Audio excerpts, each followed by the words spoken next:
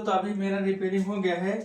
मैं ऐसे अभी इसको ऐसे बंद करूंगा, जहाँ पे रिंग है वहीं वहीं पे सामने रखना पड़ेगा इसको।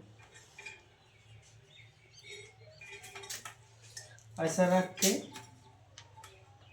इसको चारों नट इसमें लगाना पड़ेगा। इसमें लगा के और एक साइड से एक बार इसको, एक बार इसको, एक बार इसको, एक बार इसको